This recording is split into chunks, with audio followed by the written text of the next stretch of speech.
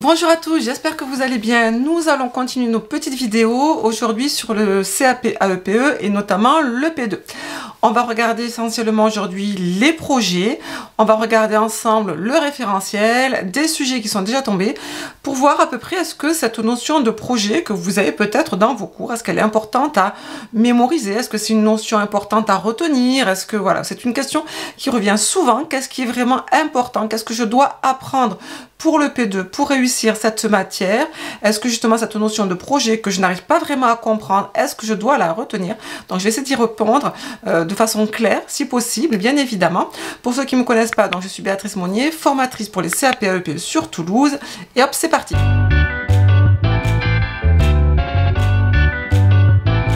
Nous allons donc commencer par regarder ensemble le référentiel du CAP AEPE. Je vous l'ai dit, je le répète, désolé si je me répète, c'est vraiment la base. Dès que vous avez une question, une interrogation sur ce que vous êtes en train d'apprendre ou pas, fiez-vous au référentiel. C'est vraiment la base.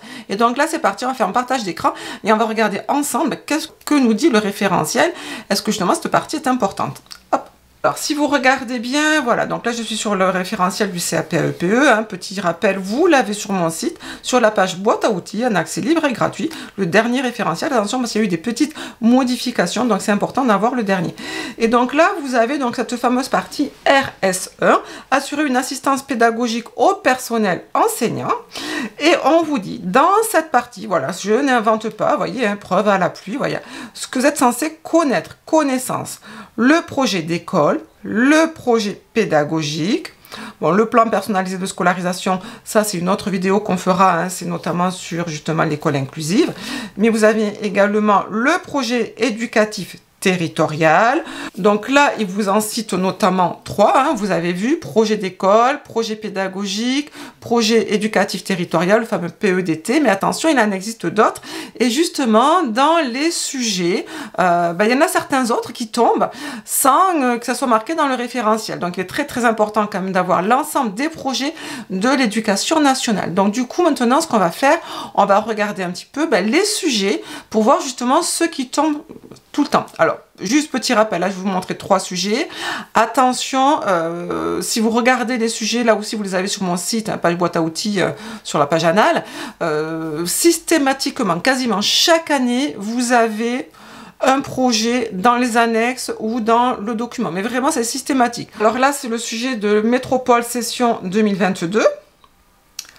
Et donc bon, là c'est le sujet vierge, et puis on vous avait à la fin, alors désolé, voilà, vous avez à la fin, mais voilà, fiche pédagogique du projet d'éveil musical, donc de l'école maternelle, hein.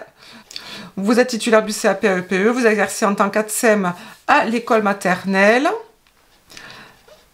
Avec un professeur des écoles, il y a une dizaine d'élèves. Donc si on regarde bien hein, le document, apparemment on vous parle d'un projet, voilà, un projet d'éveil musical, mais on ne vous dit pas si c'est un projet pédagogique de cycle ou si c'est un projet pédagogique de classe.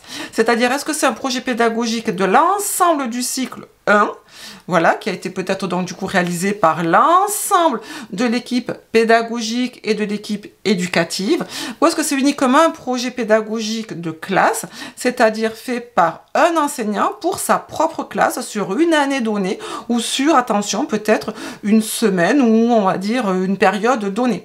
Donc voilà, donc c'est 2 projets, attention, très différents, même si bien évidemment l'objectif est exactement le même, avec bien sûr, pour vous en tant qu'ATSEM, le rôle, on va dire, ou en tant qu'ATSEM ou futur ATSEM, exactement votre même rôle. Mais voilà, il va falloir bien faire la différence entre ces 2 types de projets.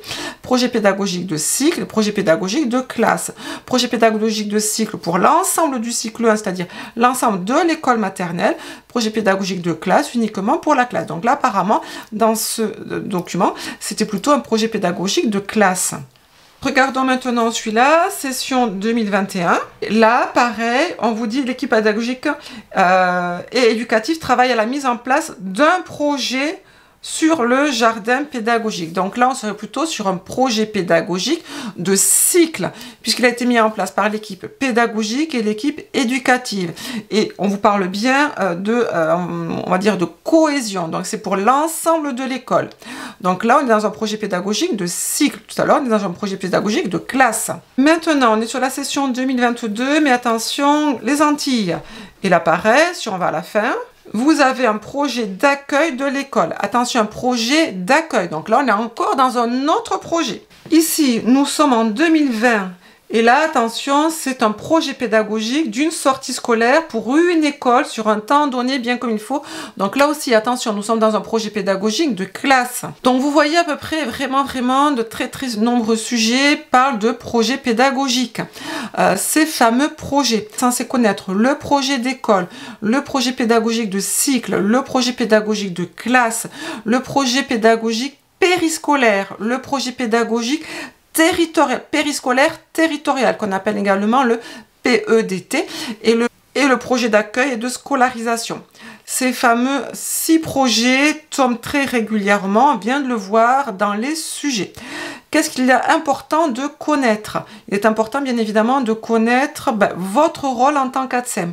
Est-ce que vous pouvez participer à la réalisation de ces projets? Et si vous y participez, quel est votre rôle? Est-ce que vous avez un rôle administratif, consultatif, délibératif ou autre? Il est bien évidemment important également de connaître si vous devez y participer. Est-ce que vous devez mentionner, faire appel à votre supérieur hiérarchique? Est-ce que vous devez demander l'autorisation de votre supérieur hiérarchique? Et si oui, pourquoi? Bien évidemment. Il est très important également de savoir la durée de ces projets. C'est important, ça peut vous être posé. Il est très important également de connaître votre rôle lors de la mise en place de ce projet. Je pense notamment à un projet pédagogique de classe. L'enseignant, on l'a vu dans les sujets, peut très bien vous demander d'encadrer une sortie.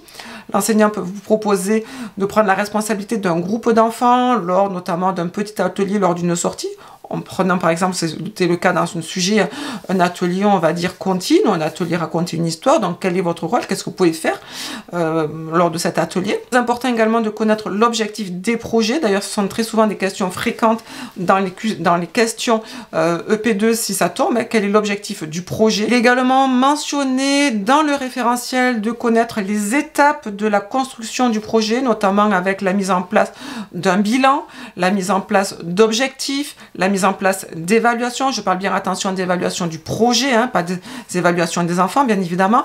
Très important également de connaître la notion de programme scolaire, puisque l'ensemble des projets font référence au programme scolaire. Donc, vous devez absolument connaître vos 5 domaines d'apprentissage du programme scolaire. Je répète, les projets, quels qu'ils soient, répondent forcément à ces 5 domaines d'apprentissage. Attention, quel est votre rôle lors notamment d'un projet périscolaire ou lors du PEDT?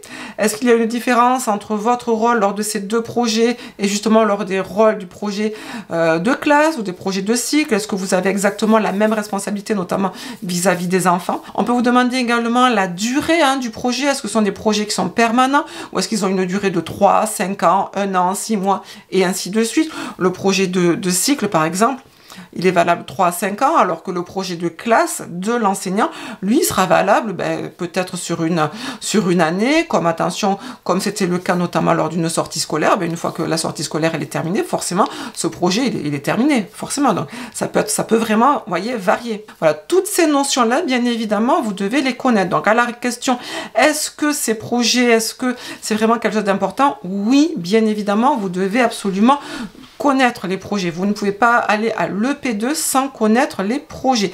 Il y a 2 choses très importantes en EP2, les projets et le nettoyage. Le nettoyage, l'entretien. Donc, très important, bien sûr, de connaître ces projets. Je vous conseille, moi, de vous entraîner, bien sûr, sur les sujets. Vous avez sur notre site le cours et les QCM pour vous entraîner et surtout pour connaître l'essentiel. Et moi, donc, du coup, je vous dis bon courage. N'hésitez pas surtout à vous abonner, à nous suivre. Et à très bientôt. Au revoir.